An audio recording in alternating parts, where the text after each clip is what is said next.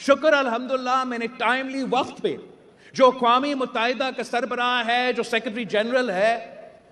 جو new York میں United nations کو سنبھالتا ہے، اس کو میں نے یہاں پاکستان خود دعوت دے کے لے کر آیا، لڑکانہ کو دکھایا، بلوچستان دکھایا کہ وہ خود اپنا آنکھوں سے دیکھ سکے کہ ہمارے ہاں نقصان کیا ہوا ہے۔ یہ واقعی قیامت سے پہلے قیامت ہے۔